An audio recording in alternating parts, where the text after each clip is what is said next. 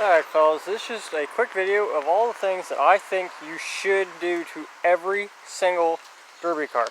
So real quick, right off the bat, is loop your transmission lines. If you're watching this video, you probably don't know much about derby cars because I don't get many views. So first thing is, I believe it goes in here, comes out here, and what it is the coolant circulates around that metal container in there that has the transmission fluid in it, in simple terms. But what happens is the bottom one rusted. I see that crack? It's a little bigger because we moved it around when I took it out. But that bend lets all your transmission fluid out. And then you're done. Your transmission gets cooked, your car's done unless you put a new transmission in it or possibly put fluid in and save it. But I'll show you real quick. This is how I loop mine. This is an 03 Ecotech Cavalier. Now this, I believe, is a piece of AC aluminum tubing out of the AC system. Pushed into the rubber hose. I cut the rubber hose with a utility knife. And I put that line in here. You can see the original lines are right here. I just cut it and put the line in. Make sure you leave enough for your metal line to connect to, and then if this would happen to not be transmission fluid, or if you accidentally cut something else, I always leave enough rubber on there to reattach it. Just put that metal in there and in here, tighten it down, and same with the other one. If it's the wrong thing, whatever it could possibly be, whatever an engineer would think you have to put in there, I always leave some extra hose in case it is not the transmission fluid. I don't know what else it could be. It's just something paranoid that I do. Now the second thing I always believe in doing is the shifter. You don't have to do this to your car. What I did is I cut the plastic piece that this little peg goes into. So literally, without pushing the button, I can go all the way back to first and then all the way to reverse. It hits that peg and keeps it from going into park. Now this is a Hyundai Elantra. All different brands are different, but it has primary lockout. But what I want to show you is every single car has other cables, usually just one, that runs from the shifter to your key system. And what that does is when you turn your key, it unlocks your steering wheel and it unlocks your shifter. Now all I had to do was, there's a little pin, almost like a miniature trailer hitch pin, and I pushed out with a hammer, just gently pushed on it, pulled the washer off, pulled these off, and then there's another, just like that.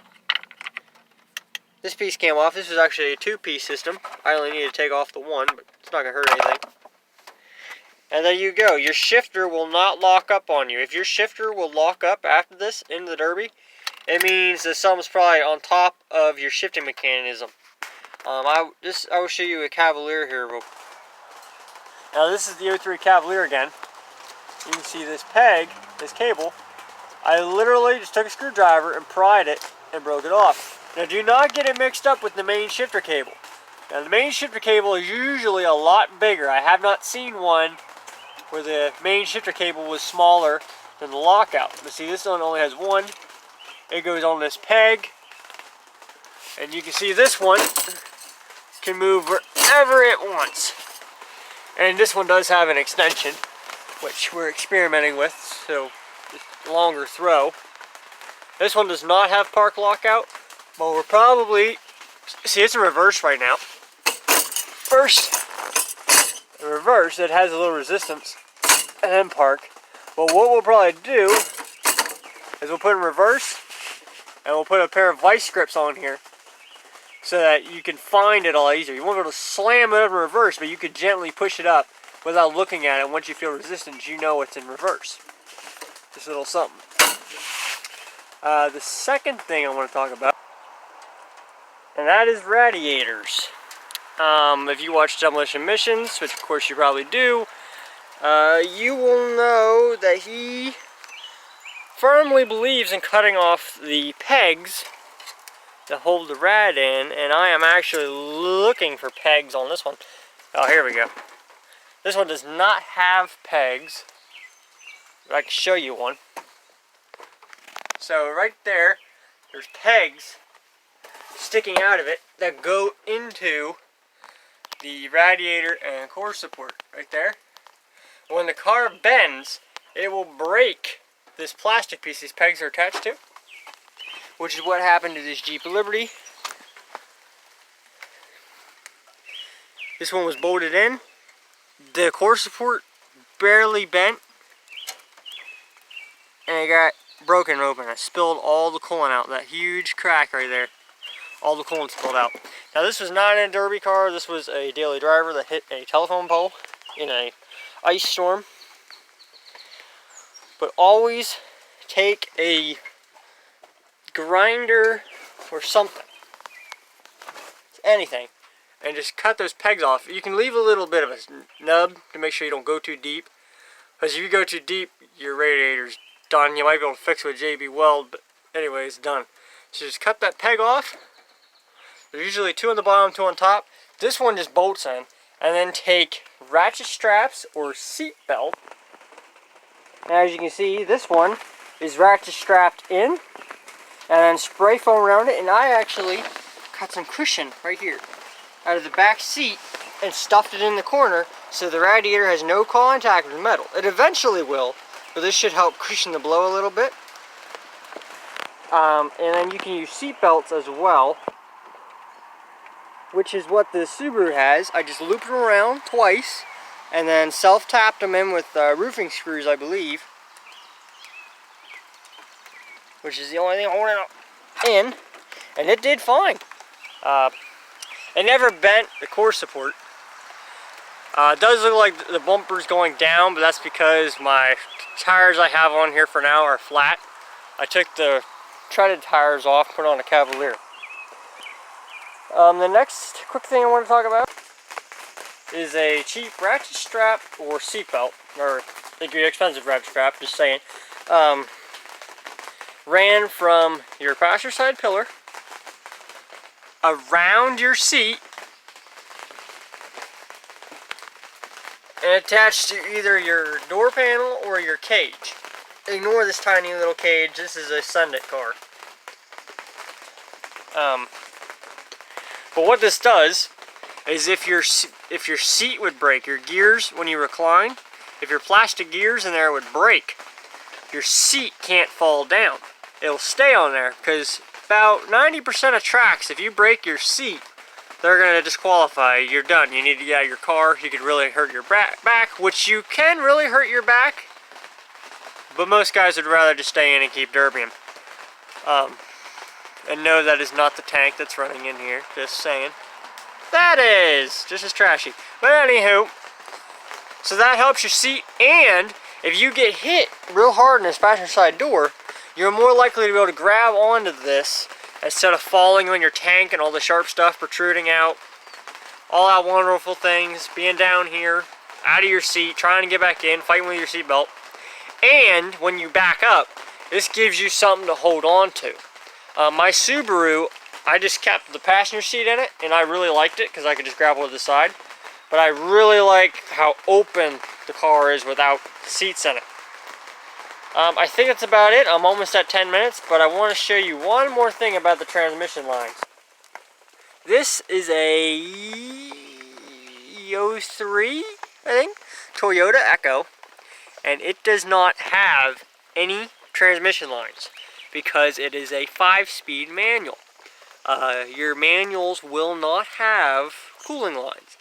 I would look, just in case, whatever your model might have a cooling system, especially if it's a little bit of a higher end car or a performance car, maybe like a heavy duty truck.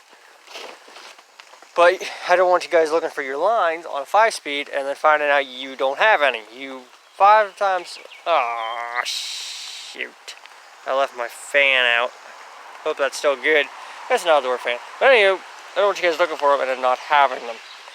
This is looped, so it does not need a radiator, but I have it in there anyway just to help protect the plastic intake.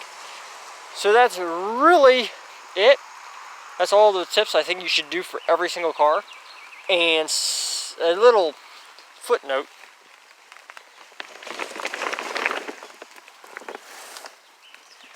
These are DOT dirt bike tires on 14-inch donut rims with a full-size tire sidewall on the side.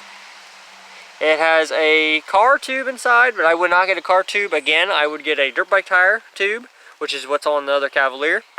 The tire cost me 36 bucks on Amazon. It was on sale. They're 43 now, I believe. I keep an eye on that. And the two dirt bike tubes I got were $16 for two. So let me think here. 8 on 43. Oh, it's 51. So 51 bucks is what it costs for this entire setup right here. $51 per side. Oh man, that comes to $102 for front tires. Okay, that hurts a little bit now that I've added that up. But yeah, these are DOT tires on DOT donut rims, and it even has a DOT sidewall. So they cannot tell you you can't run these because they are DOT. If their rules state must be DOT tire, that tire can run there. Always get, if you're going to spend the money to get tires, get DOT tires, guys. Because you'll be able to run them so many more places. This one does not have dirt bike tires. It has self-treaded tires. I don't know if you can see them or not with poor lighting. Oh, I know where there's a better one. Here's one you can see. Take your good tire and take a oscillating tool. Look that up because I am not going to try to spell it. An oscillating tool, and you groove out every other piece of tread in a good tire. Do not go too deep, or of course it'll get a leak. You can put a tube in this. I heard a guy's putting tubes in it. This one popped because she hit it, and it did not have a sidewall protector on it like them dirt bike tires. I had one on the other side, but I decided, nah, this one's on the driver's side. I don't need a tire flap. And yeah, it's still on the bead, so it would have held air if it had had a tire flap to protect that. So always run tire flaps. This one also had rebar welded on here, but she hit right on the rebar, broke that weld, and we just yanked the rebar off of here. But just groove that up. I had amazing traction. It was really thick, really clayey stuff on a, I want to say 4,000 pound compact cars, a Subaru Outback. They're heavy, and I was moving just fine. I didn't have any problems with traction.